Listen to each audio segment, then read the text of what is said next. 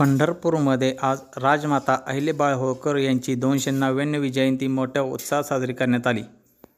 मध्यवर्ती अहिल्याबाई होळकर जयंती महोत्सवामध्ये माजी आमदार प्रशांत परिचारक यांनी हजेरी लावून अभिवादन केले।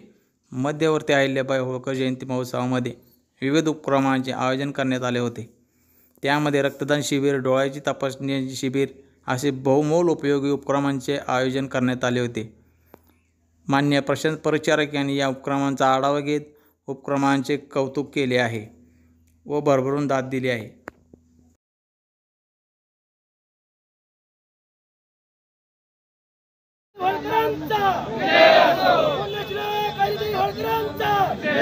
पुण्यश्लोक राजमाता अहिल्यादेवी होळकर यांची 299व्या जयंतीच्या निमित्तानं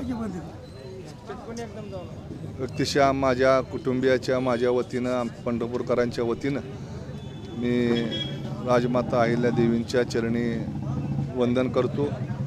आपल्या सगळ्यांना माहीत आहे की एक न्यायप्रिय राणी आणि समाजातल्या शेवटच्या माणसाचा विचार करणारा राज्यकर्ता अशा पद्धतीनं अहिल्यादेवींनी आपल्या आयुष्यामध्ये योगदान दिलं। खरं म्हणजे त्या कालखंडामध्ये पतीच्या निधनानंतर सती जाण्याची प्रथा होती।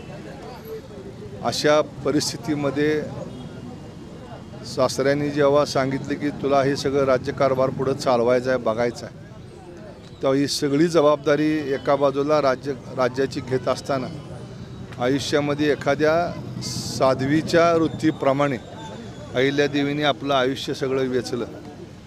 देव, देश आणि धर्मासाठी त्यांनी आपलं सर्वस्व अर्पण केलं। एका बाजूला राज्य करत असताना न्याय वागणं, सगळ्यांना सारखा न्याय देणं, आणि दुसऱ्या बाजूला आपल्या देशासाठी, आपल्या धर्मासाठी, आपल्या देवासाठी जे करता येईल ते चांगलं करणं, अशा दोन्ही टप्प्यावरती अहिल्यादेवींनी काम केलं।